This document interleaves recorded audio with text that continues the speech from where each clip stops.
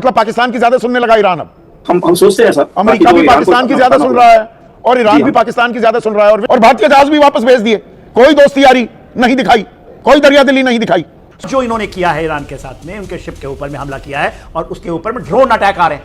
अस्सलाम वालेकुम, कैसे हैं जी? उम्मीद है सारे ठीक ठाक मज़ेदार होंगे। और स्ट्रेट ऑफ हॉर्मुज़ में जो है वो अटैक हुआ है इंडिया के जहाज़ों के ऊपर, और वहाँ से कैप्टन की आवाज़ भी आ रही थी कि भाई पहले आप लोगों ने हमें अलाउ कर दिया था, अब जो है अचानक आप लोग हम पे फायर क्यों कर रहे हैं। तो इंडिया मीडिया जो है वो बहुत ज़्यादा ही पैनिक हो रहा है, और बहुत सारे लोग ये भी कह रहे हैं वहाँ से जो न्यूज़ आ रही है कि भाई ये सब कुछ जो है पाकिस्तान ही करवा रहा है, और वैसे भी इन लोगों का हाल यही है, कुछ भी हो पाकिस्तान पे डाल देते हैं, ये बहुत आसान है। तो जल्दी से देख लेते हैं कि ये लोग जो है क्या कह रहे हैं। उसमें प्लीज चैनल को सब्सक्राइब कर दें। उसका जल डमरू ये गले की हड्डी बना हुआ है। दुनिया भर की supply chains, supply lines cut off हो रखी हैं, कभी खुल जाता है कभी बंद हो जाता है। एक बातचीत, एक वार्ता इस्लामाबाद में पहले हुई थी 11 तारीख को, लेकिन अब वार्ता की शांति की सुगबुगाहट एक बार फिर सुनाई दे रही है। कल अमेरिकी प्रतिनिधिमंडल इस्लामाबाद, वही पाकिस्तान की राजधानी इस्लामाबाद में फिर पहुंचने वाला है। पर इस सबके बीच भारत कहां है? सबसे पहले हमें अपने हित साधने हैं, यही सबसे बड़ा राष्ट्रहित है, और हमें तेल चाहिए। और सदाबहार हमारा दोस्त था ईरान, और बहुत सी वो पर्ची के जरिए खबरें हमें पकड़ाई गई, थमाई गई कि ईरान से बात हो गई है, भारत के लिए स्ट्रेट ऑफ हॉर्मुज से तेल टैंकर आने लगे जी, 2 आ गए, 1 आ गए, ये आंकड़े गिनवाए जा रहे थे, और हमने अब ईरान से तेल लेना भी शुरू कर दिया। लेकिन इस बीच आज खबर यह आ रही है कि भारत के 2 ऑयल टैंकर्स पर, पूरी तफसील में आपके सामने रखने वाला हूं, ऑडियो भी सुनाऊंगा, IRGC ने, यानी कि ईरान की आर्मी ने, उसकी नेवी ने गोलीबारी कर दी और कहा वापस चलो बंदरगाह में। कहां चले ये तेल लेकर? वापस जाओ। ये हमारे सदाबहार दोस्त ने हमारे साथ ये सलूक किया है, ये रुख कैसे बदल गया? याद, दरअसल तनातनी तो बहुत पहले से चल रही थी। जब हमने इस युद्ध की ना निंदा की, आयतुल्लाह खमेनाई की हत्या कर दी गई, हम चुप रहे। 6 दिन बाद बोले, उसको भी डिमाइस कहा कि इंतकाल हो गया। बस हम ज्यादा अमेरिका और इजराइल के साथ खड़े दिखे क्या? अब इस बात का बदला या वो आईना ईरान भी दिखा रहा है कि तेल लेना होगा तो हमारी ठेकेदारी मानो, पैसे दो। वो 19 करोड़ रुपए प्रति जहाज, तो हमारे 14 जहाज वहीं फंसे रहेंगे क्या? ये संकट थमेगा, मिटेगा, शांति स्थापित होगी, या यूं ही हमारा तेल निकलता रहेगा? 51 दिन हो गए हैं युद्ध जैसे हालात, और बाकायदा युद्ध। भारत की 2 शिप्स, 14 हमारे जहाज टैंकर्स अभी फंसे हुए हैं स्ट्रेट ऑफ हॉर्मुज में। इनमें से 2, एक भाग्यलक्ष्मी और दूसरा सनमार हेरल्ड, ये आ रहे थे बंदरगाह से, निकले स्ट्रेट ऑफ हॉर्मुज के रास्ते से भारत आने के लिए। इन पर चला दी गई गोली। तो क्या कुछ कहा गया भारतीय ऑयल टैंकर को, वो सुनिए। SEPA Navy, this is Motorenga Sanmar Herald. You gave me clearance to go. My name second on your list. You gave me clearance to go. You are firing now. Let me turn back. हमारे 2 ये जो जहाज है इन्हें रोक दिया गया, तो 14 के 14 फिर से रुक गए हैं, और भारतीय जहाज भी वापस भेज दिए। कोई दोस्ती यारी नहीं दिखाई, कोई दरियादिली नहीं दिखाई। सुप्रीम नेशनल सिक्योरिटी काउंसिल जो है ईरान की, उसने कहा है कि जहाजों को सिक्योरिटी और एनवायरमेंटल फीस देनी होगी। वो कह रहे हैं हॉर्मुज से जो जाएगा, आसान भाषा इस्तेमाल कर रहा हूं, भारी भरकम अभी शब्द इस्तेमाल किए, चुंगी तो देनी होगी। ये भारत पर भी लागू होगी, और चुंगी मैंने आपको बताई थी, मोटी मोटी 19 करोड़ प्रति जहाज। उपराष्ट्रपति जो है ईरान के मोहम्मद रजा आरिफ, वो कह रहे हैं हॉर्मुज पर हमारा कंट्रोल, हक नहीं तो हॉर्मुज नहीं, ये तो हमारा है। अमेरिकी नाकेबंदी तक हॉर्मुज बंद रहेगा कि पहले तुम हटाओ यहां से अपने जहाज। तो तेल का खेल ये 51 दिन तो हो गए झेलते हुए, और गैस भी नहीं आ रही। भंडारण का असल डेटा अभी सरकार देने को तैयार नहीं है, बस ये बता रही है देखिए तेल के दाम बढ़े नहीं है। और 14 जहाज अभी भी 51 दिन बाद वहीं फंसे हुए हैं। कुल मिलाकर 8 जमा 2, 10 जहाज निकल पाए हैं 51 दिन में। और इसमें जो गैस के जहाज आए, उनमें जितनी गैस आई है वो 3.25 दिन की हमारी आपूर्ति पूरी कर सकती है। और स्ट्रेटेजिक पेट्रोलियम रिजर्व्स 9.5 दिन के सरकार के पास, और 63.5 दिन के स्टेट ओन्ड पेट्रोलियम रिफाइनरीज, जो सरकारी रिफाइनरी है, वहां पर हमारा भंडारण है। ये 74 दिन का होता है, 51 दिन हो गए। तो इसके मायने क्या होंगे? और हम तो घुसने को तैयार नहीं है, तो ईरान जी हमारा साथ नहीं दिया, उसकी वसूली भी कर रहा है क्या? क्या ईरान हमसे बदला ले रहा है? इसीलिए मैंने ये ऑडियो आपको दिखाए हैं। भारतीय जहाज पर हमला, ईरान का रुख क्यों बदला? हमें बताया जा रहा था लगातार बातचीत हो रही है, सब चंगा सी, पर ऐसे गोली चलाना ये तो कोई दोस्ताना किसी भी कीमत पर नहीं कहा जा सकता है। अब भारत का हम पहले सोचते थे, लेकिन ये है कि भारत के तो उन्होंने उस पर टैंकर पे हमला कर दिया IRGC ने। नहीं, आपको हालांकि अचंभा नुकसान नहीं हुआ शशांक जी? अभी तक तो हम बता रहे थे बातचीत चल रही है, पजेकिस्तान से चल रही है जी, हमने आयतुल्लाह खमेनाई की हत्या की निंदा भी की, चलिए चल हमने सिर्फ डिमाइश शब्द इस्तेमाल किया, हमारे लगातार वार्ता हो रही है, पर यह कैसी वार्ता कि हमारी ऑयल टैंकर्स पर गोली चला दी गई और कहा गया वापस बंदरगाह जाइए? जी, तो उसमें मैं समझता ये हूँ कि एक तरफ निर्णय हो रहा है, लड़ाई का इलाका है और लड़ाई के इलाके में उनकी स्थिति लगातार बदलती जा रही है और ऐसे में हमारे टैंकर पर नुकसान हुआ है जरूर, लेकिन हमको थोड़ा सा ये समझ के चलना कि हमने अपना जो आक्रोश है वो व्यक्त कर दिया है, लेकिन साथ ही साथ उन्होंने भी ये कहा है कि तो दोस्ती यारी वाले हालात नहीं है जो हम कह रहे थे। हम तो जी तटस्थ रहे, कहीं ना कहीं एक भड़ास भी निकाल रहा है ईरान क्या भारत पर? नहीं, मेरे ख्याल से ये कंफ्यूजन ज्यादा था, भड़ास निकालने की बात नहीं है। दो एक युद्धपोत होता तब भी समझ में आता, दो युद्धपोत, और पूरी मेरे पास ट्रांसक्रिप्ट है जिसमें ईरानी नेवी कह रहा है गुड इवनिंग सर, मैं IRGC का नौसेना कैप्टन बोल रहा हूं, ये स्ट्रेट बंद कर दिया गया है, आवाजाही रोक दी गई है, आपको हॉर्मुज पार करने की इजाजत नहीं है, आपको आदेश दिया जाता है, आदेश, आप तुरंत बंदरगाह वापस लौट जाएं, आपको संदेश मिल गया। ये भाग्य लक्ष्मी, मैंने दूसरे जहाज की भी स्क्रिप्ट सुनाई आपको, ये सनमार हेरल की, ये भाग्य लक्ष्मी के क्रू से जो बात हुई है, उनको जो धमकाया गया। देखिए, पहले उनको क्लियरेंस दे दी गई थी, उसके बाद में निर्णय उनका बदल गया और उन्होंने कहा वापस पहुंच जाइए। हमको खाली बस ये मानना है कि ये ऐसी युद्ध की स्थिति में अगर जानबूझ के हमको स्टडी करना होगा कि वाकई में हमारे खिलाफ करना चाह रहे हैं। जहाज कैसे जाने दिए जा रहे हैं? कि वो पाकिस्तान ने उनको समझाया कि आप पाकिस्तान से दोस्ती करो तो आपको ज्यादा फायदा रहेगा, भारत को थोड़ा सा। ये तो और ज्यादा विकट समस्या हो जाएगी सर, आप मुझसे बेहतर जानते होंगे इस बारे में। अगर पाकिस्तान के समझाने पर ईरान ने भारतीय ऑयल टैंकर को रोक दिया, मतलब ईरान हमारा सदाबहार दोस्त अब पाकिस्तान पर ज्यादा एतबार करने लगा, ये तो बुरी खबर है हमारे लिए। नहीं, हम तो खाली बता रहे हैं, अब ईरान के लोगों को क्लियर करना होगा कि क्या विचार है उनका। हमने अपने जो आशंका है वो व्यक्त कर दी है। मतलब पाकिस्तान की ज्यादा सुनने लगा ईरान अब? हम सोचते हैं सर, अमेरिका भी पाकिस्तान की ज्यादा सुन रहा है और ईरान भी पाकिस्तान की ज्यादा सुन रहा है, और विश्व गुरु हम हैं। देखिए, ऐसा है कि पाकिस्तान की सुन रहा है क्योंकि पाकिस्तानी इस समय इंटरमीडिएट है, चीन पीछे से, पर्दे के पीछे से काम कर रहा है, रूस तो पता नहीं शुरू में कुछ उन्होंने प्रपोजल दिए थे न्यूक्लियर के मसले पर, अब हट गए। तो ग्लोबल साउथ और इस इलाके में जो नेचुरल लीडरशिप जो भारत की थी, वो भूमिका क्या हमने गवा दी? जी, हमारा शांति के समय तो हमारा काम ठीक रहता है, युद्ध के समय में उसमें आर्मी का और जो भी इस तरह के आगे बढ़कर आते हैं डील मेकर्स, वो हम लोग डील मेकर्स नहीं है। तो हमारे विदेश मंत्री ने कह भी दिया था कि हम डील मेकर नहीं है, हम दलाल नहीं है। तो मेरे ख्याल से ये डील मेकर और दलाल इन दोनों को जोड़ देना क्या ये अपने आप में पर्याय बन जाते हैं? डील तो कराई जाती है ना, अंतरराष्ट्रीय डिप्लोमेसी का मतलब क्या होता है? बहुत सारी डील होती है, डील मतलब समझौता भी तो एक डील होती है। डील दलाली कह देना और डील को समझौता कह देना दो अलग चीजें हैं ना सर। हम इसे दलाली कब से मानने लगे डील को? देखिए, डील मेकर जो है वो दलाल भी हो सकता है और अगर वो सक्सेसफुल हो जाता है तो बहुत ही सक्सेसफुल बिलियनियर भी बन सकता है।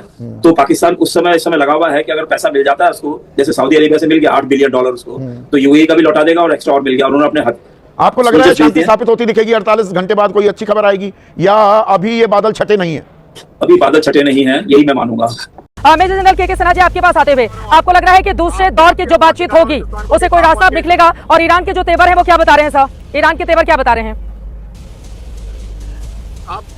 जय हिंद चित्रा जी, और ये जो पाकिस्तान से हमारे इरशाद साहब हैं उनको मैं वालेकुम सलाम कहता हूँ। देखिए, आपने कहा कि बातचीत अमेरिका के पास कोई चारा नहीं है बातचीत के अलावा, वो स्ट्रेटेजिकली डिफीटेड है। हाँ, उसमें आपने कहा ना ये कबूतर डाकिया जो है, ये दलाली जो कर रहा है पाकिस्तान, उसके कारण उसकी और फजियत बढ़ती जा रही है।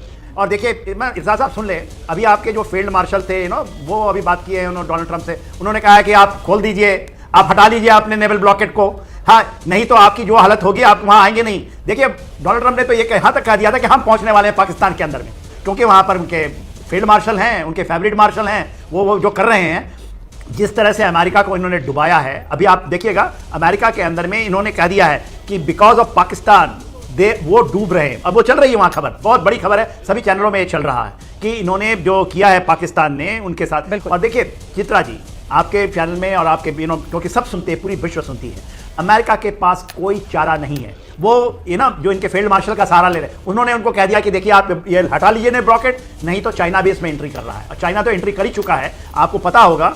10 दिन के अंदर में अमाउंट ऑफ हेवी लिफ्टिंग हुई है, कैस्पियन सी से इतनी चीजें आई हैं ये अमेरिका के। और देखिए, ईरान ने तो खत्म कर दिया था 16 तारीख को, उसने कहा, जैसे ही इन्होंने कहा कि हमारे लेबनान के अंदर में सीज फायर हुआ, उन्होंने कहा ठीक है हम हॉर्मुज़ खोलते हैं, उसको बंद करना पड़ा 19 घंटे के अंदर में। भारत के शिप में भी थोड़ा सा उनको वापस लेके जाना पड़ा। मगर आज जो इन्होंने किया है ईरान के साथ में, उनके शिप के ऊपर में हमला किया है और उसके ऊपर में ड्रोन अटैक आ रहे हैं। इनकी जो शिपें हैं, जितने भी आप मैरीटाइम डोमेन के अंदर में बहुत वल्नरेबिलिटी होती है, और इस वल्नरेबिलिटी अभी उन्होंने बलट डे बंद कर दिया, क्योंकि वहां पर उन्होंने जेराल्ड फोर्ड को लेकर आ रहे थे, वो रेड सी के अंदर में आप देखिए आज के दिन में यदि उनको बंद कर दिया, और ये पाकिस्तान की गलत एडवाइस है, पाकिस्तान को अपना पीठ थपथपाने की जो साथ साथ बातें कर रहे हैं। देखिए इसके कारण अमेरिका भी फंस चुका है इनकी गलत, ये उनको कुछ बताते हैं कि ईरान झुक गया है और पैर में हो गया, मैं उनको बुला लूंगा, IRGC ये कर देगी, IRGC वो कर देगी। और इनकी हालत क्या है आज के दिन। सर ये बड़ी बात है आप कह रहे हैं। मैं चूंकि कोलकाता में हूं और बिल्कुल ठीक मेरे बगल से रेल गुजर रही है और दूसरी तरफ यहाँ पर बहुत सारे जहाज एक से दूसरी तरफ जा रहे हैं। मेरे ठीक पीछे भी हमारे दर्शक देख रहे होंगे, तो हो सकता है मेरी आवाज बिल्कुल साफ आप लोगों तक नहीं पहुंच पा रही हो, लेकिन अब मैं सीधी जरूर करना चाहूंगी ईरान का नजर। अब्बास साहब, अगर मेरी आवाज आप तक पहुंच रही हो, ये बिल्कुल सही बात है कि अमेरिका की ओर से लगातार वादा खिलाफी की जा रही है। ये भी सही बात है कि इस युद्ध की शुरुआत के पहले भी वो ईरान से एक तरफ बातचीत की पेशकश करता था और दूसरी तरफ फिर आकर अचानक से उसकी ओर से हमला कर दिया गया। लेकिन अभी जो मौजूदा स्थिति है, ईरान भी आखिर कब तक लड़ेगा और अमेरिका जैसे मुल्क के सामने कब तक टिकेगा, ये भी बड़ा सवाल है। अब ये जो दूसरे दौर की वार्ता होने जा रही है, ईरान के तमाम बड़े चेहरे क्या पाकिस्तान पहुंचेंगे अमेरिका के साथ बातचीत के जरिए समाधान के लिए? बिस्मिल्लाहिर्रहमानिर्रहीम। सबसे पहले आपको, आपके पैनलिस्ट को, तमाम दर्शकों को आदाब अर्ज करते हैं। मेरी आवाज आ रही है आपको? जी बिल्कुल आवाज आ रही है, बोलिए। मेरी आवाज आ रही है आप लोगों को? आ रही है साहब। जी, देखिए मैं आपसे सबसे पहले ये कहना चाहूंगा कि अमेरिका आपकी आवाज आ रही है, बोलिए प्लीज सर। कोलोनिज्म का वो सिस्टम था, आपने देखा होगा कि शुरुआत में वो एक समुद्री लुटेरों की तरह काम करते थे, चाहे वो इंग्लिश हो, चाहे वो फ्रेंच हो, चाहे वो अमेरिकन हो। वो आते थे, समंदर में लूटते थे, मारते थे और इसके जरिए से धीरे धीरे उन्होंने अपनी ताकत बढ़ाई। आज 200-250 साल के बाद अमेरिका दोबारा उस जगह पे पहुंच गया है कि जहां पे वो सिविलियन कश्तियों को लुटेरों की तरह फिर से पकड़ने लगा है। जिस तरह से उसने कल ईरान की एक कश्ती को पकड़ा है और उसके क्रू मेंबर्स को, उनके साथ उनकी फैमिलीज भी हैं, उनको अपने अंदर कस्टडी में लिया है। तो ये बहुत बड़ी हार है, जैसे कि अभी यहाँ पे कर्नल साहब ने कहा, बहुत बड़ी हार है। दुनिया देख रही है कि किस तरह से अमेरिकन इंपीरियलिज्म जो है उसका डाउनफॉल हो रहा है। जब वो ईरान से जीत नहीं पाया, जब ईरान ने उसको अच्छे तरीके से सरेंडर करा दिया, तो अब वो मजबूर हो गया है कि समंदर में लुटेरों की तरह वो कश्तियों को लूटने लगे, उनको पकड़ने लगे, इतना ज्यादा फ्रस्ट्रेटेड है। दूसरी तरफ से वो शांति वार्ता की भी बात कर रहे हैं, वो कह रहे हैं कि हम नेगोशिएशन भी करना चाहते हैं। आप तसव्वुर करिए किस तरह की नेगोशिएशन की बात है कि एक तरफ से ट्रंप ये कहता है कि हम दोबारा जो है सारे ब्रिज उड़ा देंगे, सारे पावर प्लांट्स उड़ा देंगे, दूसरी तरफ वो कहता है कि हम पीस प्लान भी दे रहे हैं। तो ये जो कंफ्यूजन स्टेट है अमेरिका के प्रेसिडेंट के अंदर और अमेरिका के एडमिनिस्ट्रेशन के अंदर कि वाइस प्रेसिडेंट कुछ कह रहा है, प्रेसिडेंट कुछ कह रहा है, व्हाइट हाउस कुछ कह रहा है, मीडिया कुछ कह रहा है, उनकी इंटेलिजेंस एजेंसीज कुछ कह रही हैं, तो ये बताता है कि अमेरिकन डाउनफॉल इतनी तेजी से आगे बढ़ रहा है कि बहुत जल्द हम देखेंगे कि पूरी तरह से सरेंडर करेंगे इस पीस प्रोसेस में, सो कॉल्ड पीस प्रोसेस में। वो इस वक्त बेचैन है किसी तरीके से एग्जिट हो जाए यहाँ से, क्योंकि उनको 60 दिन का सिर्फ टाइम होता है प्रेसिडेंट के पास बिना कांग्रेस के अप्रूवल के जंग को आगे रखने के लिए, जारी रखने के लिए। वो 60 दिन का वक्त पूरा हो रहा है। अगर वो 60 दिन में कोई नतीजा नहीं निकला तो ट्रंप के लिए बहुत बड़ी मुश्किल पेश आने वाली है। जिस तरीके से शुरू से ट्रंप जो है, उनके पास कोई भी स्ट्रेटेजी नहीं है, कोई गोल नहीं है कि वो किस हदफ के लिए, किस मकसद के लिए जंग में उतरे थे। पूरी तरह से वो डेड एंड पे आके अटक गए हैं। इस वजह से वो गिड़गिड़ा रहे हैं, बार बार कह रहे हैं पीस प्रोसेस शुरू हो जाए, निगोशिएशंस हो जाए, लेकिन क्योंकि अभी तक किसी भी मुल्क ने अमेरिका की आंखों में आंखें डाल के उसको घुटने पे टिकाया था, घुटने पे नहीं लाके रखा था, इस वजह से उनको समझ में नहीं आ रहा है कि किस तरह से डील किया जाए ईरान के साथ। ये अब ईरान से क्या होगा? ईरान ने साफ तौर से बड़ी कहा है कि बड़ी बात आप कह रहे हैं। यकीनन अमेरिकी राष्ट्रपति ट्रंप का जो रुख सामने आया है वो बेहद हैरान करने वाले है। और इतने बड़े मुल्क का राष्ट्रपति अगर इस तरह से हर पल बदलता हो, अपने ही बयान को कई बार एडिट करता हो, अपने बयान से पलट जाता हो, तो इस समय जितनी चीजा लेकर ट्रंप ने खुद अपनी और अमेरिका की करवाई है, ऐसा पहले बहुत कम देखने को मिला है। तो जी ये थी सारी स्टोरियाँ जो पता नहीं कहाँ से ये लोग जो है इकट्ठी करके लाते हैं। उसमें से कुछ जो है सच होता है और बहुत ज़्यादा जो है झूठ होता है। मैं सारे जो है जर्नलिस्ट की सारे जो है उसकी बात नहीं कर रही। सबसे मेन चीज़ होती है कि इंसान को अपने गिरेबान में झांकना चाहिए। जब मोदी अंकल उन्होंने जो है वो आराम से कह दिया था कि मैं जो है इसराइली के साथ हूँ, ठीक है, और वो हमारे जो है ना फादरलैंड है और हम उनके मदरलैंड है। मतलब इसके बाद और क्या हो सकता है? तो दोनों आपस में एक ही हैं। तो आप लोग कौन सी उम्मीद रखते हैं कि ये वाली बातें सुनने के बाद वो लोग आपसे प्यार की बातें और मोहब्बत की बातें और ये सारा कुछ होगा? अब इंडिया वालों को ये प्रॉब्लम हो रही है, ये परेशानी हो रही है कि भाई हमें कोई जो है पूछ नहीं रहा, कोई हमें जो है मुंह नहीं लगा रहा। सिर्फ पाकिस्तान का ही नाम आगे जा रहा है, आसिम मुनीर सर का नाम आगे जा रहा है और शहबाज शरीफ सर का नाम जो आगे जा रहा है। तो वो जाएगा क्योंकि पाकिस्तान को जो करना था वो कर चुका और बहुत अच्छे से किया। क्योंकि इंटरनेशनली मीडिया पर भी सारी जो है दुनिया पर भी पाकिस्तान ही पाकिस्तान हो रही है। पाकिस्तान के नाम पे गाने बनाए जा रहे हैं और पाकिस्तान का नाम जो है इस टाइम पे अल्हम्दुलिल्लाह सबसे ऊंचा है और आगे भी ऊंचा ही रहेगा। तो भाई तुम लोग इस चीज़ की आदत डाल लो। और जो ईरान है उसकी जंग ही मुसलमानों के लिए है। वो हमेशा ये बात ना करता आया है कि मेरी जो जंग है वो सिर्फ मेरे लिए नहीं है, उन सब के लिए है जिनके ऊपर इसराइल ने बम गिराए हैं। तो फिर आप लोग किस बात की उम्मीद रख रहे हैं? अब आप लोगों को ऐसा लग रहा है कि भाई पाकिस्तान के जहाज तो आराम से जा रहे हैं, हमारे जो जहाज हैं उसके ऊपर जी फायर खोल दिया। तो क्या लगता है आप लोगों को? फूलों की बारिश होती है आप लोगों के ऊपर है, या आपको बोलते हैं जी मोस्ट वेलकम, आप हम लोगों की जड़ें काटें, हम आपको जी वेलकम ही वेलकम बोलेंगे? तो भाई तुम लोग प्लीज होश में आ जाओ, ये कोई फिल्म नहीं है। जिसके अंदर तुम लोग हीरो बनते हो, ठीक है, तुम लोगों पे अटैक होता है, उसके बाद तो तुम लोग स्पाई बन जाते हो। ऐसा नहीं है मेरे भाई, ये रियल चीजें हैं और ये वॉर होने जा रही थी जहां पे आप लोगों का कोई अमल दखल नहीं है। बस इतना ही अमल दखल है कि आपने इसराइल का साथ दिया, जो कि आपने सबको बोला। वॉर से पहले दोनों की आपस में बातचीत हुई है, उसके बाद ये सारा कुछ हो रहा है। तो अब देखते हैं जी क्या होता है, क्योंकि बहुत बड़ी बड़ी खबरें आ रही हैं कि पाकिस्तान में अगला जो हफ्ता है, 11 इतवार के बाद से, संडे के बाद से, ये जो 4 दिन है ये बहुत ही ज़्यादा ख़ास है, इंपॉर्टेंट है, क्योंकि इस्लामाबाद में भी बहुत सारी सिक्योरिटीज़, बहुत सारी चीज़ें हो रही हैं। रेड जोन एरिया है, वहाँ पर भी जितने भी होटल्स हैं वो सारे खाली हो चुके हैं, और भी बहुत सारी जो है चीज़ें हो रही हैं। तो देखते हैं कि आगे और क्या होने वाला है। और जहाँ तक बात रहेगी इंडिया मीडिया की, तो भाई इसमें तो बोलना ही है, ये कभी चुप हुए हैं जो अब चुप होंगे। तो दोबारा मिलती हूँ जी नेक्स्ट वीडियो में। ओके जी, अल्लाह हाफिज़, पाकिस्तान जिंदाबाद।